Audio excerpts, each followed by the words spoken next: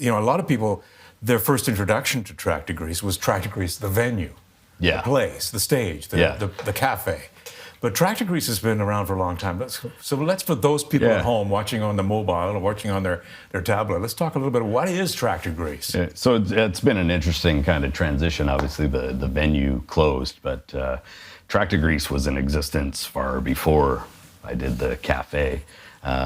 So it started in my basement of my house on Menzies Street, doing recordings, built a vocal booth, egg cartons, all that kind of thing, and did a lot of recording. And I got to the point where I was looking to do a lot more filming and recording of some of the bigger acts. I would go into Vancouver, and at that time I had done the live concert DVD of 5440 and a documentary for Barney Bentall called This wasn't out of your basement, though. This was out. Well, I did all the editing in that basement. Yeah. But you had that facility. No, so I would go into the city and set up my cameras and record and do all that stuff. And it started feeling like a lot of work, and not always were the venues cooperative, the sound guys and stuff like that. So I had the idea to build something like what Tim built here, and I built a stage setup with concert lighting and everything, and started filming and recording bands on Alexander Ave here in Chilliwack. So that studio went for about 5 years. Yeah, it was a cool space. You really put a lot of work into it. Oh, yeah. And you had some pretty substantial performing artists come through that. For sure, yeah. I mean, some of the pictures there. So I've been touring this last year. I went on some substantial tours. You played all the way to the East Coast. Did the Maritimes, and going back, I just was on the phone today and have a little tour going in July again in the Maritimes, and that was awesome. Yeah. So, but it's a lot of work. I book, I contact the venues and book everything, and have a crew that come out with me. I got a few different artists that join me. Yeah. And we go on these musical adventures. Yeah.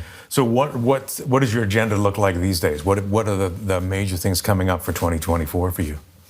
2024, releasing this record. I mean, this last 6 months, I wrote a book. I did a CD. I wake up in the morning and it's all music all the time, So I'm either booking, promoting, or that was quite the venture. I'd never written a book before, and I felt like it was something I wanted I wanted to share a little bit of the. I feel like it should be like Jimmy Kimmel and holding it up for the camera. Yeah. So that was quite the learning experience, learning how to get that published. I mean, you've got a diverse skill set, Geoff. I mean, that's what you're working with, right? Yeah. So, where did those skills come from? You just self-taught? Just years doing the music stuff. You end up, I record a record and. Can you make the album cover? Okay, I know how to use Photoshop, so now I'm doing graphic arts, and so it was kind of making album covers and doing stuff that allowed me to do all the graphic artistry in that book.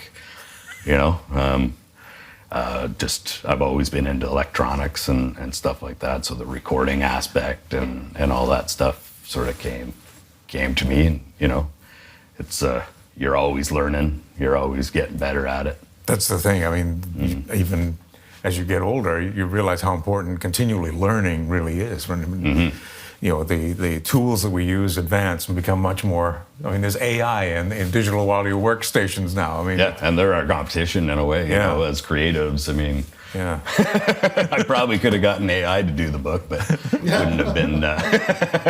I had AI write a bio for me, and it was quite accurate. It was a few embellishments I went in and fixed, but it was like, it's amazing what the AI will do for you. But I think, joking aside, I mean, this is a significant skill set that you've put together to like we were saying before, not just I'm a singer-songwriter.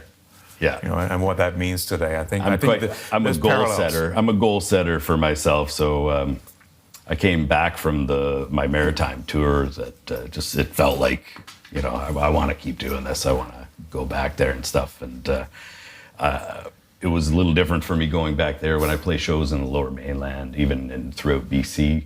Lots of folks know what Tractor Grease is. So it was actually quite the test for myself to go way out to the other side of the country. Nobody knows, what tractor grease is, although a few people did, which was, pretty cool. And that's what gave me the idea of this book. Was, okay, if I'm going to be out touring, I want people to know where I'm coming from and what I'm doing.